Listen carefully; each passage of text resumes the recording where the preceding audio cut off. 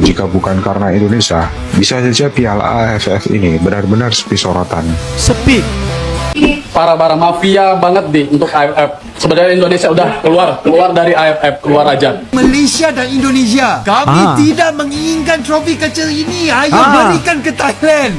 Kami kalah itu karena AFF ini kan fans football. Oke. Ya kami terlalu fun. Kenapa AFF ini kali ini terasa nggak terlalu penting? Kenapa guys? Karena turnamen ini nggak masuk kalender resmi FIFA guys. Jadi para pemain senior kita diberi kesempatan buat istirahat dan fokus di kualifikasi Piala Dunia.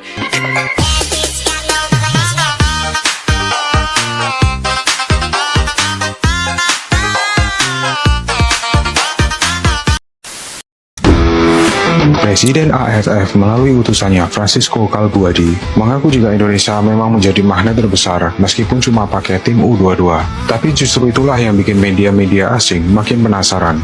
Hal yang kemudian merujuk pada satu kesimpulan, jika bukan karena Indonesia, bisa saja Piala AFF ini benar-benar sepi sorotan. Sepi. Benar-benar sepi guys. Presiden AFF mengakui ya. Indonesia kalah 1-0 lawan Filipina, satu gol tunggal yang dianggap handsball oleh tangannya Doni Trip. Padahal kalau kita lihat sih nggak handsball ya. Sebenarnya wasit dari Jepang ini harusnya ngecek monitor yang ada di pinggir lapangan. Kemudian aku sepanjang kepemimpinan wasit Jepang ini aku kurang suka. Padahal permainan kita nggak terlalu buruk, permainan kita juga bagus. Keputusan wasit aku kurang suka ya. Seperti Arhan yang di pinggir lapangan itu sebenarnya kita dapat tendangan sudut, kena kakinya Reyes tapi nggak dikasih. Kemudian Hoki Caraka dengan Tabinas, sebenarnya Tabinas sikut tapi nggak foul, malah foulnya ke Tabinas. Kemudian Hoki Caraka di pinggir sebelah sisi kanan itu dengan Adrian, sebenarnya foul tapi malah dikasih bola out ke Filipina. Kemudian Detan juga ditanduk kepalanya, bukan kartu merah tapi kartu kuning. Kocak wasit parknya kocak. Para mafia banget di untuk AFF. Sebenarnya Indonesia udah keluar dari AFF, keluar aja. Kita lihat apa AFF ini tanpa Indonesia.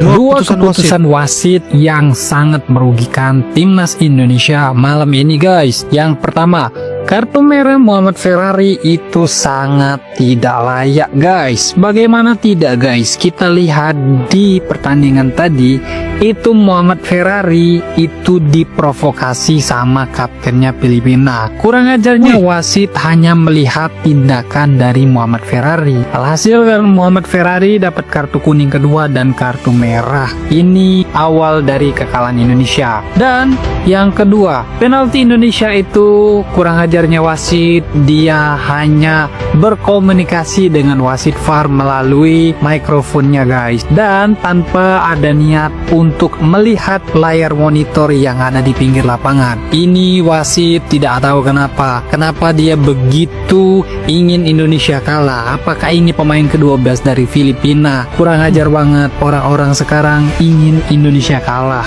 Timnas Malaysia dan Indonesia tak suka Piala AFF. Kedua-dua adik-beradik serumpun sengaja nak menyaksikan finals dari jauh. Bagi yang ketinggalan, Filipina mengalahkan Indonesia 1-0 melalui sepakan penalti. Sejujurnya, Abang memberikan kredit kepada skuad Garuda Muda. Meski kurang pengalaman dan menghadapi tim senior Filipina, mereka bertarung dengan baik, bahkan hanya bermain dengan 10 orang di babak kedua. Pertandingan kemarin sengit dan kedua-dua tim memiliki peluang untuk mencetak gol. Untuk timnas Indonesia, ada dua orang yang menonjol. Cahya Supriyadi berkali-kali menyelamatkan Indonesia. Penampilannya kemarin luar biasa seperti Martin Pas. Dalam hal serangan, Marcelino adalah pemain utama. Ia terlibat dalam setiap serangan timnas Indonesia dan jika beruntung bisa mencetak 2 atau 3 gol. Usai Muhammad Ferrari mendapat kartu merah, Garuda Muda masih bisa menguasai permainan hingga insiden handball. Setelah itu sulit untuk memecahkan permainan Filipina yang pak debas. Seperti yang diungkapkan Shin Taeyong, kompetisi ini menjadi pengalaman bagus bagi para pemain muda. Namun ada satu hal yang bisa disetujui Malaysia dan Indonesia. Kami tidak menginginkan trofi kecil ini. Ayo berikan ke Thailand. Jika anda setuju, komen apa benda ni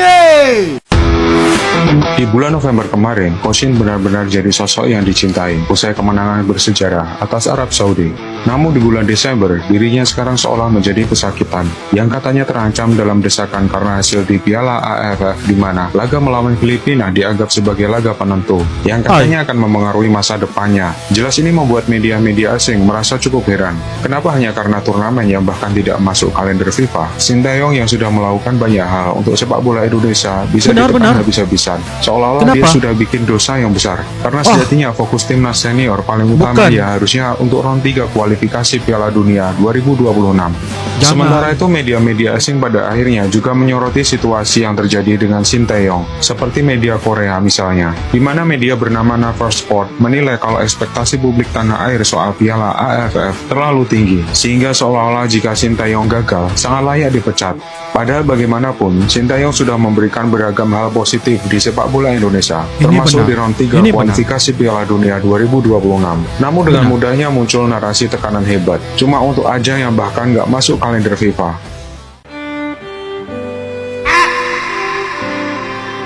Halo negara-negara ASEAN, Halo?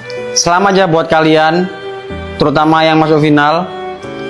Tapi ya emang Piala AFF ya buat kalian aja. Kami kalah itu karena AFF ini kan fun football. Oke. Ya kami terlalu fun. Oke? Ya Oke. udah. Kami izin berhenti di sini sekarang. Soalnya kami capek. Di Piala Ciki kami penuh dengan emosi. Assalamualaikum, brother Malaysia. Serumpun kita. Sama-sama nggak lolos kita. Ya kami sengaja kalah. Karena kami lebih mementingkan sahabat. Jangan sampai gara-gara ASEAN, Indonesia, Malaysia berpisah. Oke? Ya udah sekarang gini aja. Ayo kita bikin turnamen sendiri. Oh, turnamen sendiri. Biar kita bisa sama-sama angkat piala. Angkat piala. Gantian. Gantian. Ya, sayang sekali kalah guys. Langkah timnas Indonesia harus terhenti di fase grup. Tapi nggak apa-apa, tetap selalu dukung dan juga apresiasi perjuangan Indonesia di Piala AFF 2024 kali ini. Karena mereka ya pemain-pemainnya mayoritas yang bermain ini masih berusia 20 tahun. Dan mereka juga cikal bakal pemain yang akan bermain di SEA Games tahun depan. Jadi tetap harus support, harus dukung, semuanya butuh proses dan semangat terus untuk timnas Indonesia. Dan buat kamu yang tadi ketinggalan match selama AFF, kamu bisa nonton di Living by Mandiri melalui fitur Suka. Ya, di sana tuh lengkap banget, ada highlight pertandingan, ya ada konten eksklusif timnas, dan di sana juga kalian bisa beli merchandise timnas. Ayo dukung terus Garuda Empan Dunia. Gue baca bahwa memang kemarin Erick Thohir juga bilang memang sudah disepakati gitu loh. Oh, oke. Bahwa tim ini anak muda semua. Karena gue pikir kenapa lu nggak bawa 3-4 pemain senior. Kayak Kambuaya, Klok, yang di tengah lah bisa. Itu yang minggu lalu saya bahas. Ternyata memang sudah ada kesepakatan antara PSSI dan Sintayong bahwa mereka seleksi pemain muda dipersiapkan untuk SEA Games. SEA Games ya tahun depan. Fine, itu gue masih bisa terima, oke? Nah, dia kan berani pasang target final. Artinya kalau berani pasang target final, minimal lu di grup lebih serius lah. Iya. Nah, kalau lu gonta-ganti pemain tanpa kerangka ada visi yang jelas, kerangka yang jelas, gue bingung juga.